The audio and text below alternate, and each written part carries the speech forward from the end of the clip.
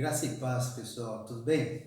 Essa é a nossa quarta mensagem da série Lições do Exílio do México, nesse tempo difícil que estamos vivendo, mas de muito aprendizado. Sou o pastor Márcio Rocha, pastor da Igreja Batista da Vila Muniz, ou simplesmente IBVM. Ficamos aqui em Cajati, interior de São Paulo. Eu queria, antes de mais nada, orar, fazer uma oração, lembrando todos os profissionais envolvidos nesse combate ao coronavírus, profissionais da saúde, segurança pública, das mais diferentes empresas que estão trabalhando com muito afinco para que nada pare. Tá? Todos nós que estamos sofrendo também, a todos nossos irmãos também espalhados pelo mundo, temos pessoas que também estão sofrendo pelo mundo devido a isso e outras tragédias, tantas outras. Não podemos esquecer que enquanto sofremos também com o coronavírus, existe dengue, existe a fome, existe um monte de outros transtornos que a humanidade sofre. Eu queria orar nesse momento. Pai querido, Deus, obrigado por mais um dia que o Senhor está nos dando, obrigado pela vida. Obrigado porque mesmo em meio a esse caos que estamos vivendo, podemos ver tantas coisas boas, ó Pai. Obrigado pela vida desses profissionais que estão se dedicando ao combate e ao cuidado. Ao combate ao coronavírus e ao cuidado das pessoas, ó Deus. Abençoe a eles. Dê paz ao coração daqueles que estão, ó Pai, com o coração turbulento. Dê alegria àqueles que estão tão tristes. Dê ânimo àqueles que estão desanimados. E, acima de tudo, dê paz a todos nós. É o que eu te peço, ó Pai, no teu Filho Jesus Cristo. Amém. Amém. Eu queria, antes de começar a mensagem, deixar vocês com uma linda canção. Esta canção nós sempre colocamos na nossa igreja antes de começar o culto, é o nosso countdown. Então fique com esse lindo louvor e daqui a pouco começamos nossa mensagem de hoje. As cores do arco-íris,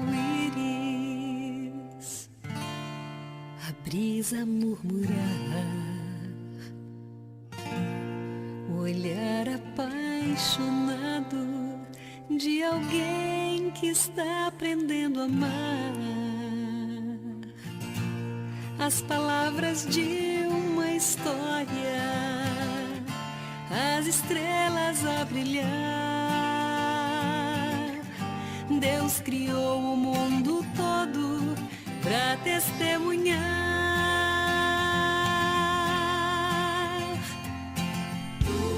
pois enquanto eu viver, vou testemunhar do amor, que minha vida seja a prova da existência do Senhor.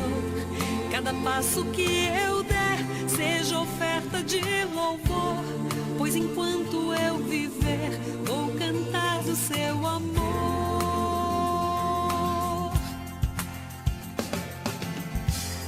As montanhas e os vales, rios e os mares, alguém que estende a mão para ajudar a levantar o seu irmão. Um sorriso de criança, o perfume de uma flor, testemunham em silêncio no amor do Criador.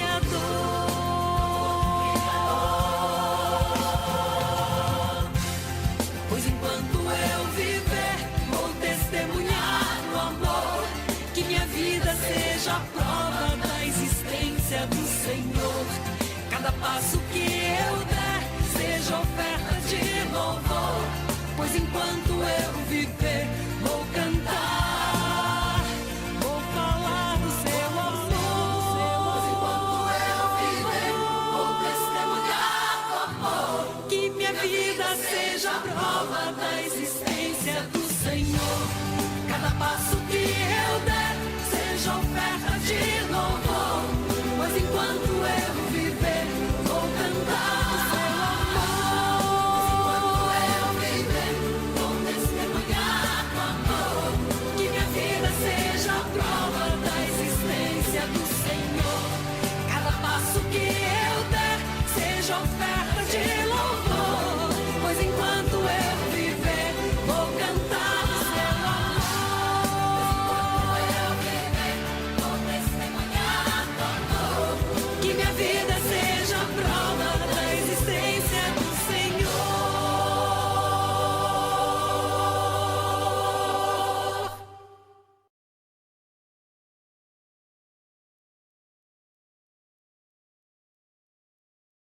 Eu quero falar de um tema bem legal e bem importante, principalmente nesse momento difícil. O título de hoje é Produzindo no Exílio. É exatamente. Como produzir?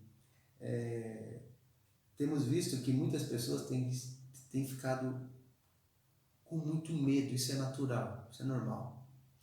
Mas sabe, gente, nós temos que ter um cuidado primordial para tudo isso, é nossa mente, nossa mente.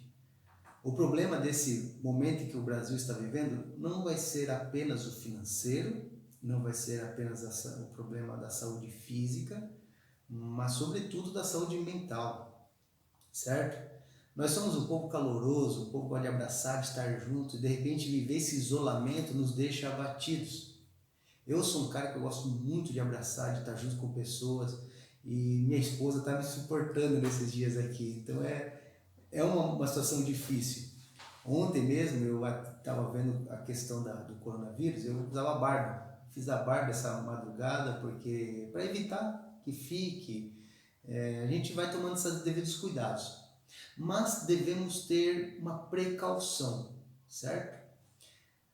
Nos preocuparmos com aquilo que é importante de fato. Infelizmente, devido aos fake news, a tanta coisa que está surgindo, as pessoas estão entrando em estado de pânico. Isso é perigoso, gente. O pânico nos imobiliza, o pânico nos congela, o pânico não permite que nós possamos pensar e raciocinar, tá? Então a palavra de hoje é para todos nós. Como produzir no exílio? Como conseguir produzir em um momento de crise como este que estamos vivendo? A gente está preocupado. Todos os profissionais, como vou pagar, como é que eu vou pagar os funcionários, como é que eu vou receber, como é pagar, como é que eu vou pagar a luz, mas eu quero desafiá-los a uma coisa hoje. Eu quero desafiá-los, ao invés de, neste momento de exílio, nos preocuparmos com o que virá, a produzir, a sermos úteis, a ocuparmos a nossa mente. E eu quero dar 3 exemplos. Um exemplo de alguém que eu acho que muita gente ouviu falar, de William Shakespeare. Olha só, William Shakespeare foi um grande autor, um cara que escreveu muitos teatros. Ele nasceu em 1564 e nessa época que ele nasceu, a peste bubônica estava devastando a Europa, ou seja, ele já nasceu num momento de crise, num momento de dificuldade. Mas em 1600, mais ou menos, ele já era adulto, ele enfrentou mais uma peste, mais um problema de saúde pública na sua região. E esse problema chegou a matar mais de 10% da cidade de Londres, onde ele residia. E devido justamente a esta peste, que já vinha acontecendo há cerca de 3 anos, olha só, estava 3 anos acontecendo essa peste. Isso daqui, o coronavírus no Brasil, estamos na verdade um mês. Você imagina ficar 3 anos aquilo acontecendo, a saúde pública não tem controle, as pessoas morrem. Somente depois de 3 anos, Shakespeare fica em quarentena. Ele se isola, ele fica isolado. E nesse momento em que ele ficou isolado, ele escreveu o teatro chamado Rei Lear, que é uma das suas obras-primas, gente. Olha que incrível. Ele ficou em quarentena e no período de quarentena ele escreveu uma linda obra de arte, que foi o Rei Lear. E neste tempo em que ele estava de quarentena, os teatros, principalmente o teatro onde ele apresentava as suas peças, ficou fechado, durante muito tempo inclusive. Ou seja, Shakespeare ficou isolado, com crise financeira, porque o teatro onde ele apresentava as peças não funcionava, ele não tinha dinheiro, não tinha entrada, doente, se cuidando, mas ele produziu a obra O Rei Lear. Tem um outro cara também que eu acho fantástico, John Bunyan. Alguns talvez nunca tenham ouvido falar. Eu aconselho vocês e dou uma dica de poder procurar saber quem é. Esse John Bunyan nasceu na Inglaterra, em 1628, quase conterrâneo de Shakespeare. Shakespeare estava morrendo ali, Bunyan estava nascendo. Ele teve uma infância muito pobre.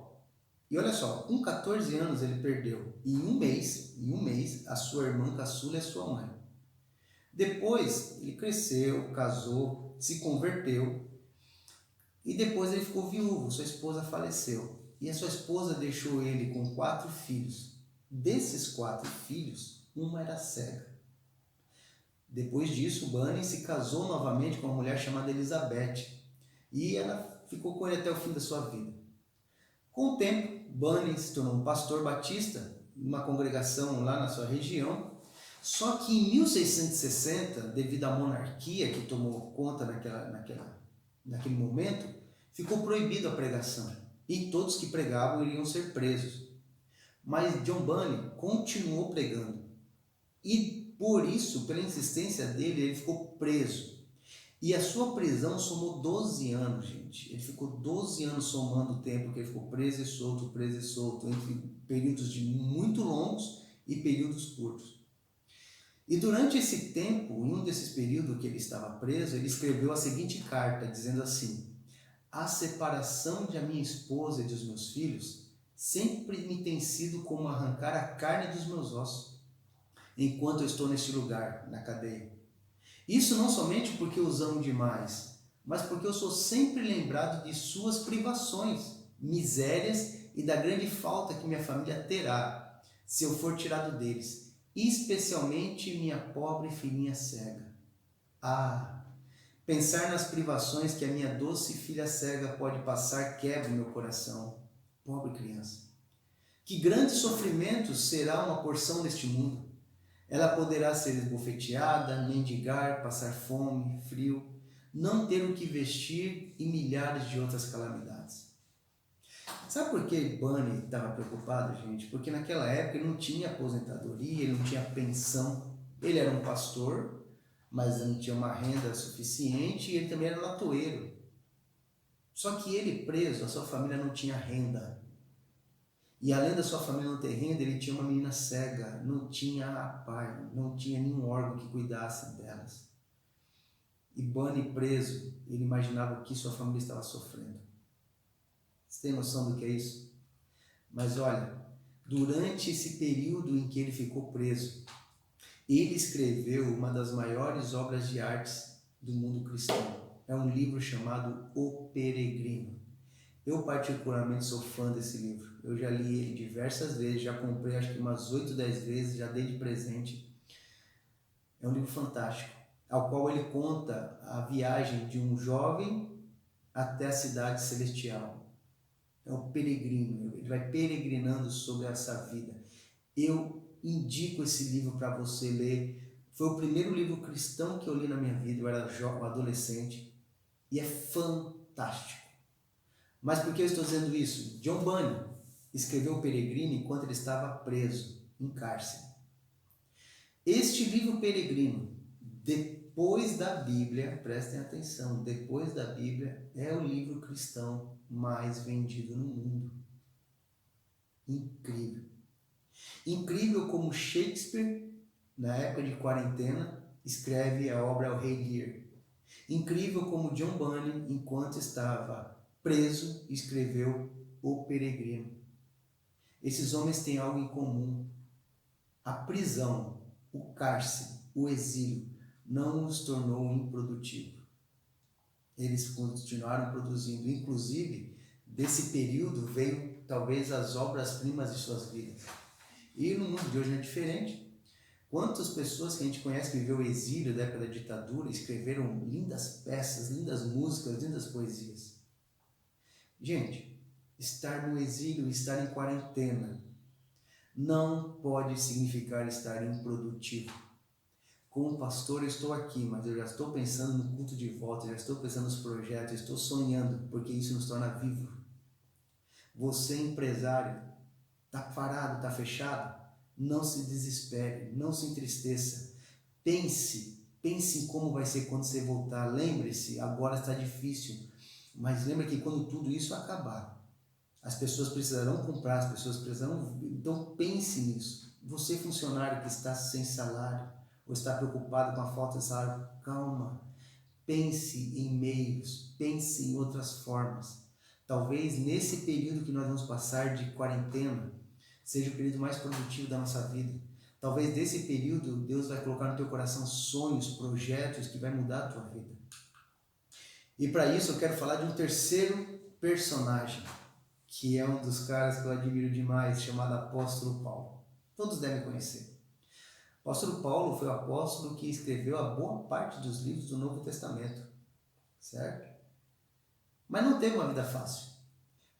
vou contar algumas coisas que Paulo sofreu. Ele teve que descer de um cesto grande, passaram ele para o outro lado do muro de uma cidade para fugir, porque queriam prender ele. Ele foi apedrejado quase até a morte na cidade de Listra. E na Macedônia ele foi açoitado, preso, amarrado com os pés em um tronco. Em Jerusalém ele foi acusado injustamente de ter levado um grego ao templo e por isso ele foi perseguido e quase morto de novo. Ele depois foi preso, enviado a Roma e sofreu um naufrágio lá na cidade de Mileto. Na ilha de Malta, depois de ele passar por outro naufrágio, ele é picado por uma cobra venenosa. Ele sofreu com um espinho na carne. Ele curou muitas pessoas que ele não conhecia e não conseguiu curar tanto a ele quanto aos seus amigos Timóteo e Trófimo. Você tem noção disso? Você ajudar tanta gente e não conseguir ajudar a si próprio e nem a seus amigos mais chegados. E acho que eu creio o pior dos sofrimentos dele. Ele teve que lidar com a culpa que sentia do passado. Imagina, ele perseguia e mandava matar cristãos e agora se torna um cristão. Imagina o remorso dele de lembrar que quando Estevão estava sendo apedrejado, ele estava ali do lado e agora ele está ao lado do time de Estevão. E ele pensar, puxa, eu apoiei a morte daquele homem. Talvez por isso que ele escreveu que, esquecendo-me das coisas que para trás ficam, eu prossigo para o alvo. Não importa o que foi o passado dele, ele seguia adiante. Mas eu quero agora falar sobre o que possivelmente foi uma das últimas palavras de Paulo. Possivelmente, Paulo escreveu o livro de 2 Timóteo, entre a sua primeira e a sua segunda prisão em Roma. Na primeira prisão em Roma, ele ficou numa prisão domiciliar durante alguns anos. Ali ele podia receber visitas. Foi bem interessante e muito produtivo. Depois ele foi solto, mais um tempo ele é preso e só depois ele é morto. Sabe que incrível, gente? Durante todas as prisões que Paulo teve, Paulo evangelizava o carcereiro, Paulo evangelizava os guardas que cuidavam dele, Paulo evangelizou o centurião que o acompanhava enquanto ele ia de navio sendo levado para ser julgado. Paulo cuidou de pessoas dentro do cárcere. Leia o livro de Filemão, livro incrível, fantástico, que mostra como mesmo ele preso, ele ainda evangelizava e cuidava. E sabe que incrível?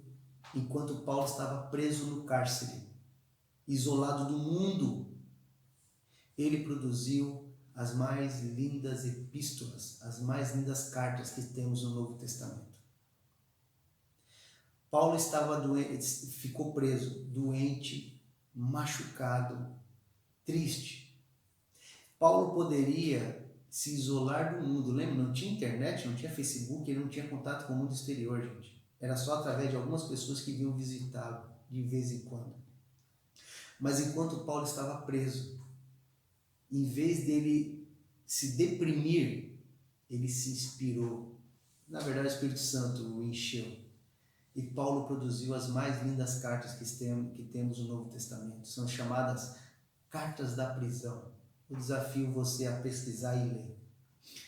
Mas, afinal de contas, o que deixou Paulo, o que fez com que Paulo tivesse essa capacidade?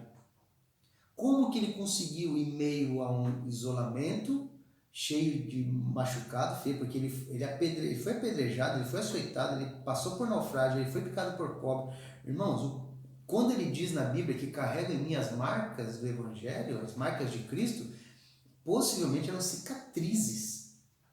Paulo era um homem doente. E vamos ver isso no texto que vamos ler hoje. Inclusive, pegue a tua Bíblia e abra lá em 2 Timóteo, capítulo 4, que é o texto que vamos ler agora. 2 Timóteo, capítulo 4.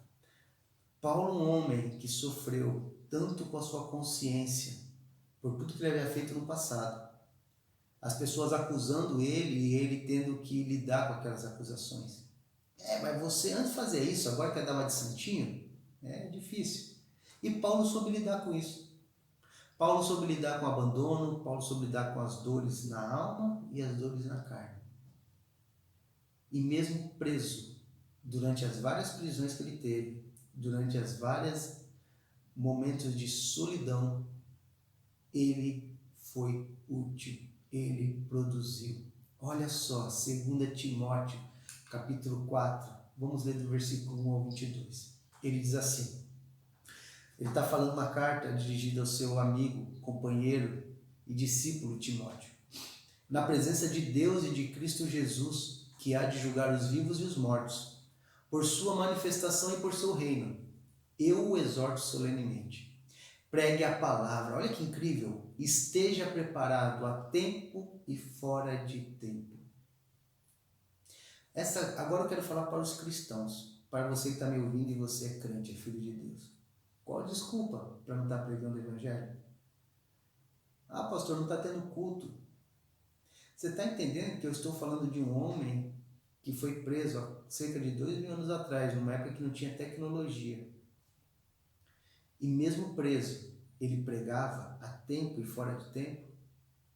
Ele no cárcere, ele pregava para os seus carcereiros, para os soldados que estavam lá.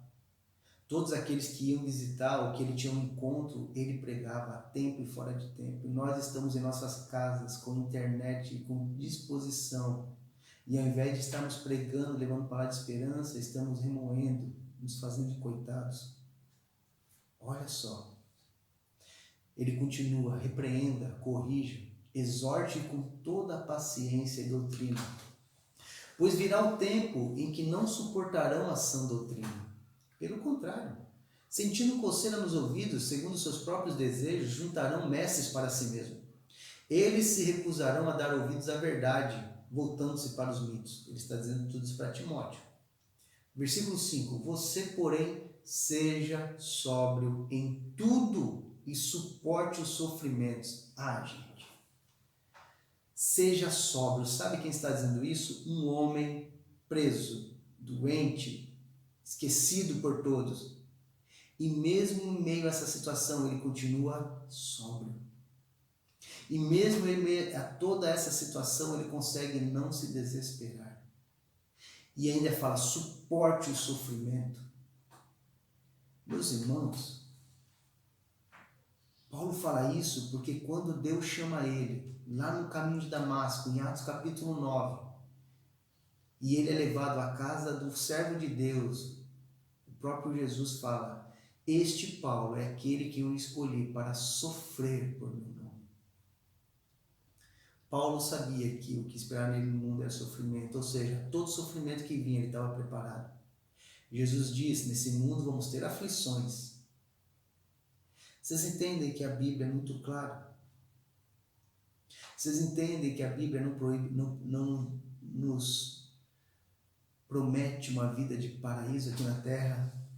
Vocês percebem que Deus em nenhum momento da Bíblia fala que vamos ter uma vida só de alegria, só de vitória, só de glória? Não. Talvez esse seja o problema de muitos de nós. Nós não estamos preparados para o sofrimento porque nós não esperamos o sofrimento. Mas Paulo diz, em meio ao sofrimento nós devemos ser sóbrios. E ele continua, faça a obra de um evangelista e cumpra plenamente o seu ministério. Independente da situação que você esteja vivendo, do momento que você esteja vivendo, de como você esteja, cumpra o propósito de Deus em tua vida. Seja útil. Olha que coisa maravilhosa no versículo 6. Eu já estou sendo derramado como uma oferta de bebida. Está próximo o tempo da minha partida. Paulo tinha plena convicção de que o tempo dele estava acabando. Depois disso, ele é morto. A tradição diz que ele foi decapitado em Roma. Ele está ciente disso. Mas no versículo 7 ele diz, eu combati o bom combate, eu terminei a corrida e guardei a fé.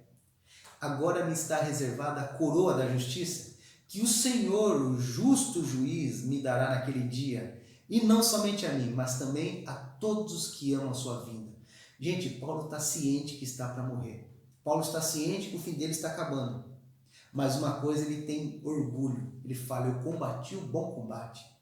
Eu terminei a corrida e guardei minha fé, ou seja, eu fui fiel a Deus. Sabe, esses tempos eu ouvi uma frase que me marcou muito e tem mexido comigo demais. Deus não nos chamou para sermos felizes aqui na terra. Quando nós chegarmos aos céus, Deus não vai perguntar para mim e para você: oi, Márcio, tudo bem? Como é que foi o seu ministério? Você foi feliz na terra? Você foi feliz? Não. A palavra de Deus nos diz que quando chegarmos na presença de Deus, Ele vai perguntar para nós: foste fiel? Porque quem for fiel até a morte, até o fim, receberá a coroa. É tremendo isso, irmãos. Porque a fidelidade a Deus nem sempre nos leva a momentos bons. Certo? O casamento, ser fiel no casamento, não significa ser feliz em tudo. Ser fiel no nosso emprego, no sentido de agarrar um emprego com unhas e dentes, nem sempre é bom, porque às vezes a gente tem vontade de largar o emprego e procurar um outro lugar para trabalhar. Mas talvez aquele lugar que você trabalha é um lugar que você ama, e mesmo ganhando pouco, você continua. Isso é fidelidade. Sabe, irmãos, nós não servimos a Deus apenas quando tudo está bom. Se eu servir a Deus, estiver junto dele apenas quando tudo está bem, eu não sou fiel a Deus. Acho lindas as palavras de Sadraque, Mesaque e Abednego quando iam para ser lançados na fornalha de fogo. E Nabucodonosor pergunta para eles: eu vou matar vocês agora, vou jogá-los na fornalha de fogo. E eu quero ver se o Deus de vocês vai livrá-los. E a resposta deles é fantástica. A resposta deles é assim: se Deus quiser, Ele nos livra. Se Ele não nos livrar, Ele continua sendo Deus. Que fantástico! Que fantástico! Tenha essa convicção de que nós estamos aqui não para sermos felizes, mas nós estamos aqui para combater o bom combate. Nós estamos aqui para terminar bem essa corrida. E acima de tudo para guardarmos a nossa fé em Deus, a nossa fidelidade a Deus. Bom, versículo 9, Paulo continua. Aí Paulo diz assim: procure vir logo ao meu encontro, pois Demas, amando este mundo, abandonou-me e foi para Tessalônica. Crescente foi para a Galácia e Tito para a Dalmácia. Então aqui, irmãos, o que acontece? Paulo está preso, Paulo está triste, Paulo está abandonado. E nisso tudo ele lembra de um homem chamado Demas. Demas foi um companheiro dele. Em algumas cartas ele manda saudações a Demas. Mas agora, pelo que parece, Demas o abandonou. Quando Paulo mais precisava, seu amigo Demas o abandonou. E a Bíblia diz que Crescente foi para a Dalmácia e Tito Crescente para a Galácia e Tito para a Dalmácia. A princípio eles não abandonaram Paulo, mas eles foram cumprir o ministério. A região da Galácia, a região da Dalmácia, eram lugares onde Paulo havia passado e possivelmente implantado igrejas. E Tito e Crescente eram seus discípulos e ficaram responsáveis de ir lá cuidar dessas igrejas. Mas Demas o abandonou. Demas esqueceu de Paulo. Já passou por isso? Nessas horas que a gente mais precisa, parece que todo mundo esquece de nós, não é verdade?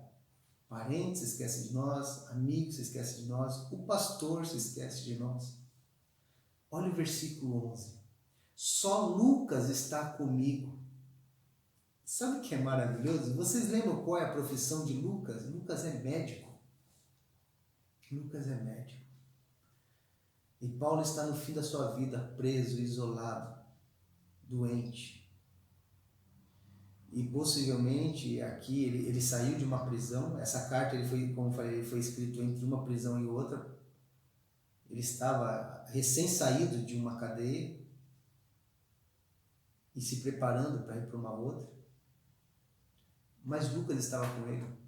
Lucas, o médico amado. Como Deus faz, né? Quantos Lucas Deus não coloca em nossas vidas? Pelo fato de Paulo estar doente, machucado, ele precisava de cuidados médicos. E Lucas abriu mão da tua vida para estar cuidando do amigo, do companheiro. E quantos Lucas nós temos hoje aqui no nosso país? Médicos, pessoas que têm aberto mão de sua vida para cuidar de tantos outros que estão sofrendo. Devemos ser gratos a esses Lucas que Deus coloca em nossas vidas. Aí ele continua. traga Marcos com você, porque ele me é útil para o ministério.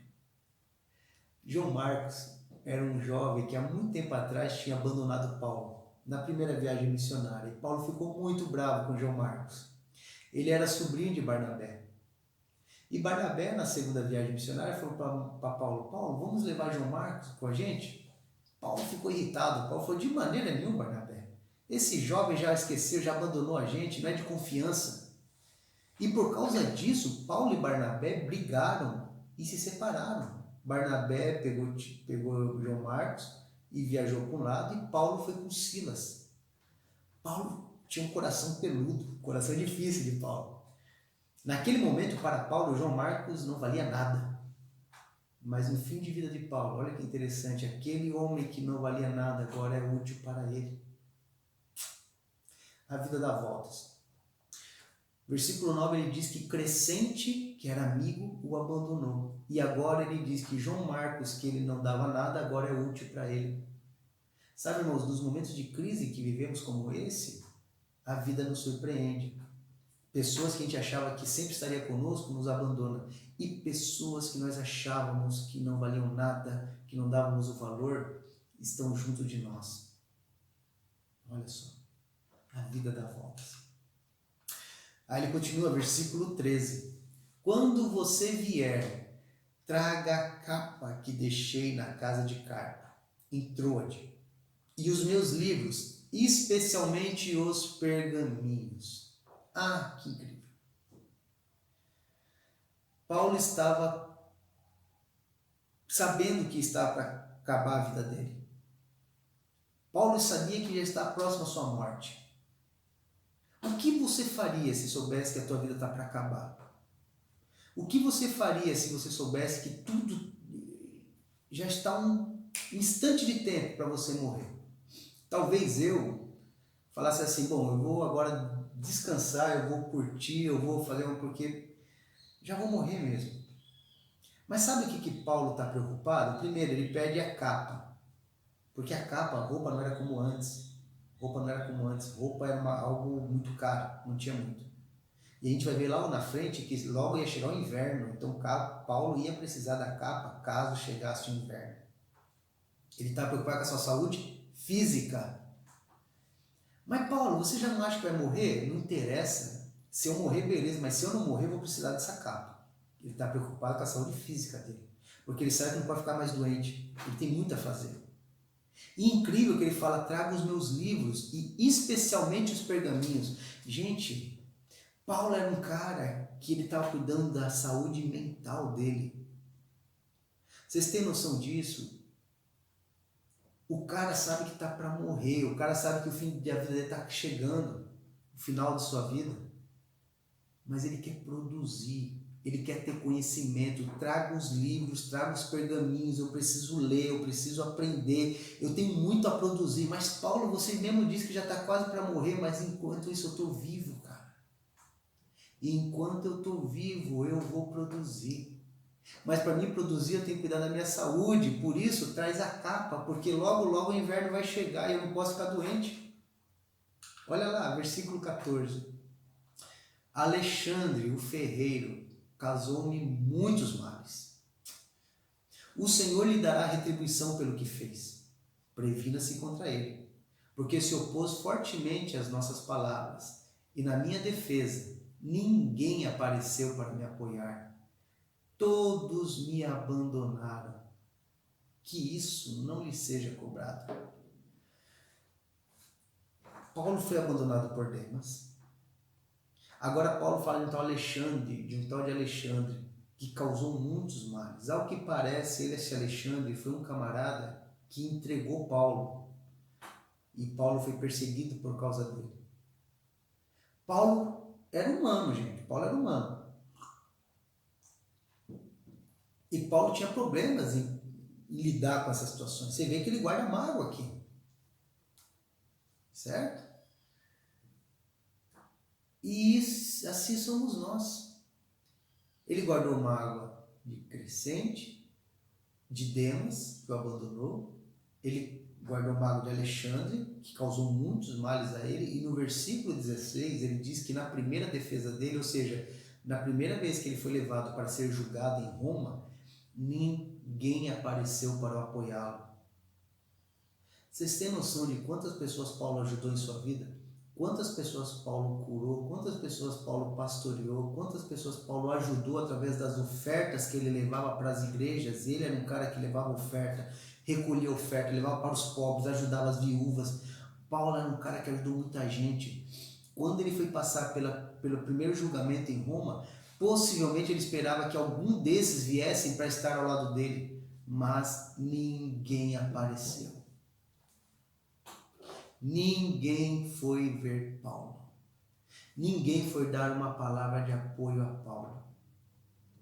Mas ele fala assim no finalzinho do versículo 16, que isso não lhe seja cobrado.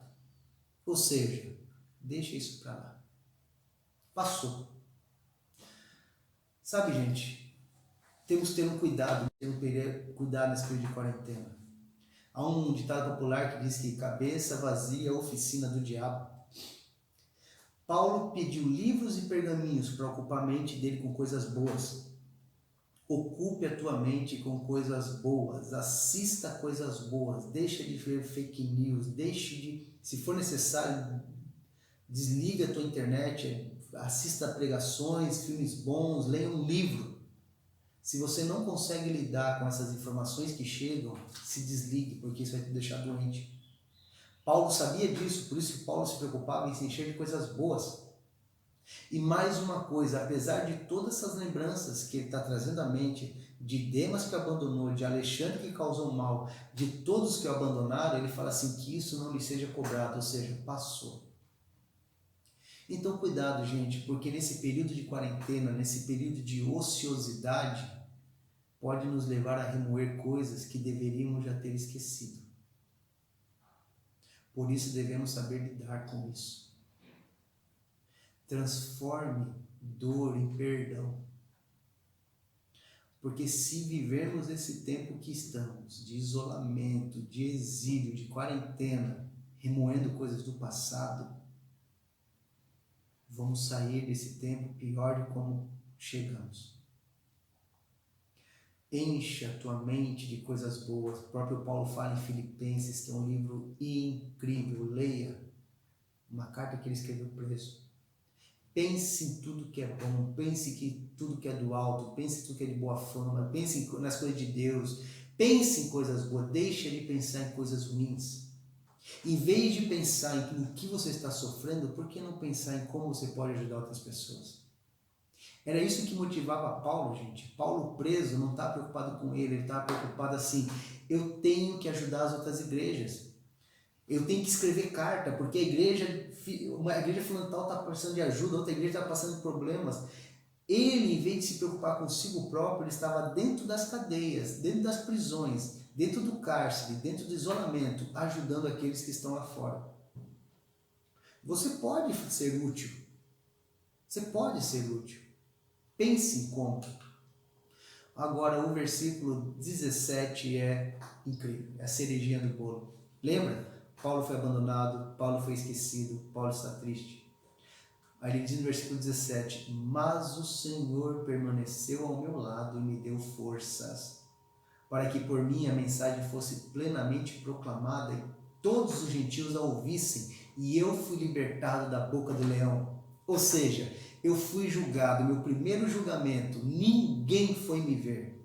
Todos me abandonaram, mas tinha uma pessoa que estava ao meu lado, o Senhor. E o Senhor me deu força. E o Senhor me libertou da boca do leão. Meu irmão, minha irmã, nessa hora você não precisa da presença dos homens. Nesta hora você não precisa da presença do seu pastor. Nessa hora você não precisa da presença dos seus filhos.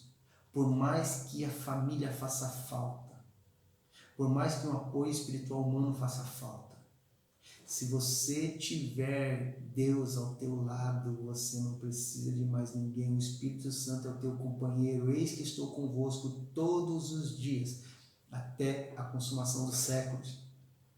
É esse Espírito Santo que estava na vida de Paulo.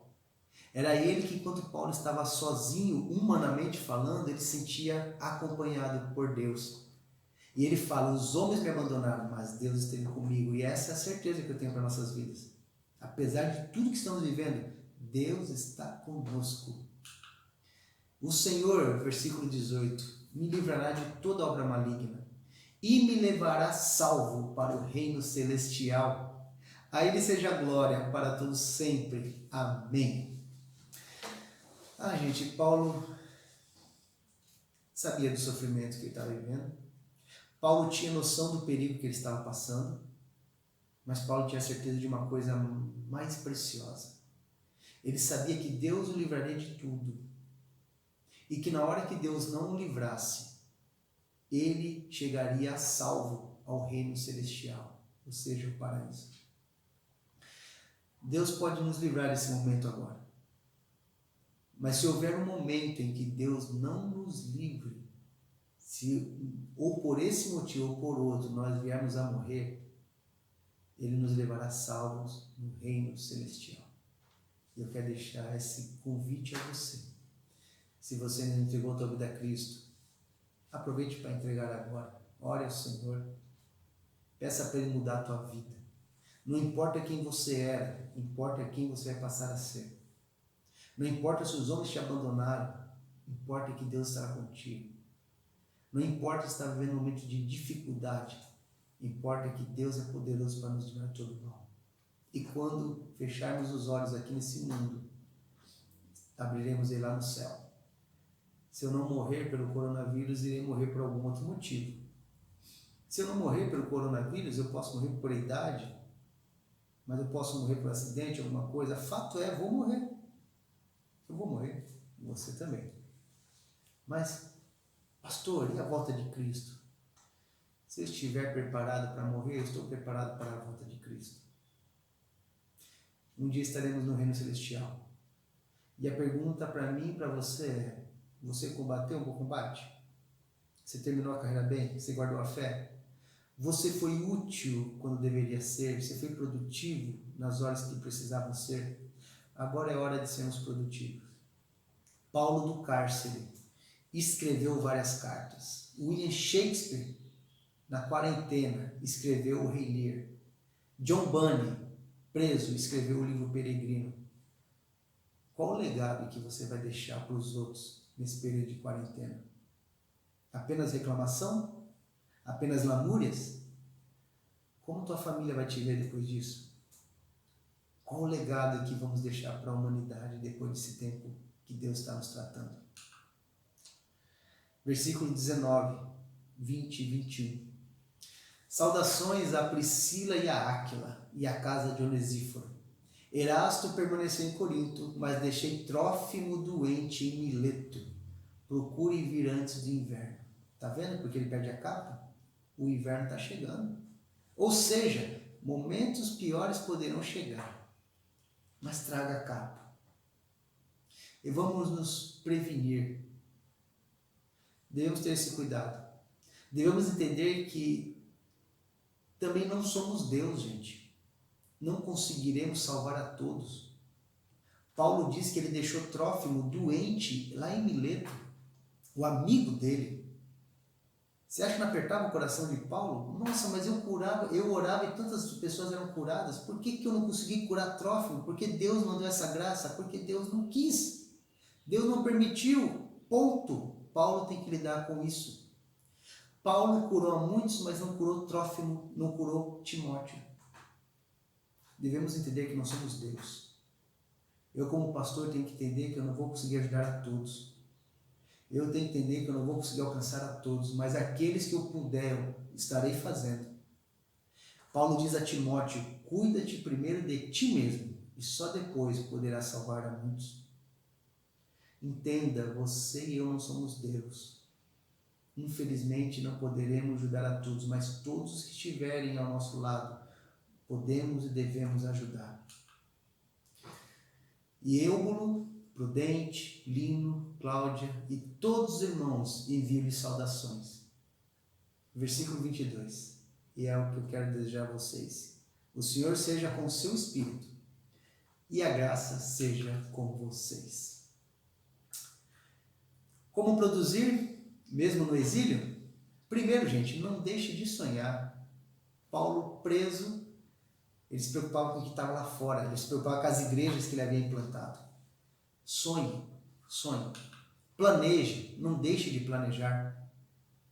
Você que é empresário, você que é comerciante, você que é funcionário, você que é pai, você que é professora, você que é professor, nesse momento planeje, sonhe, como vai ser depois que voltar. Nós estamos tendo tempo para fazer isso. Faça. Não deixe de cuidar da sua saúde física.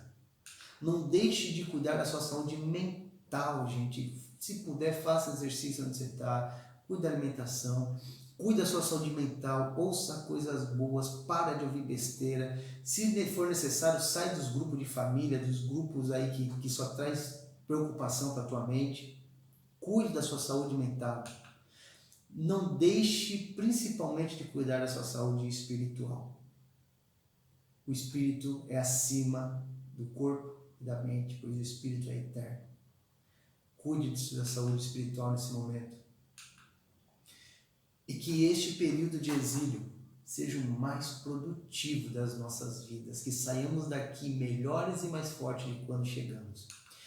E se por um acaso você estiver no seu exílio, e nós como igreja temos várias preocupações, e se quiser nos ajudar, nós estamos nos programando para doar cestas básicas a famílias tanto da nossa igreja quanto da nossa comunidade aqui da Vila Muniz. Pessoas que vão passar dificuldade precisarão. Se puder nos ajudar com cestas básicas, entre em contato comigo. Tá? Meu telefone é 13 99 68 28 418. Estou muito feliz que já tem pessoas que têm se levantado, pessoas têm entrado em contato comigo para poder ajudar, tá bom? Se você for de fora, quiser de repente dar um dinheiro para a cesta, ou puder mandar a cesta, não sei, veja. Sei que vamos passar períodos em que muitas pessoas precisarão. E talvez aí no seu exílio, aí na sua casa, você pode estar abençoando muita gente. Talvez você não conheça, mas sem dúvida nenhuma Deus está vendo. Deus abençoe. Tenha um dia maravilhoso. Não se esqueça, a mudança começa em mim. E o mais importante, não tenha medo, tenha esperança.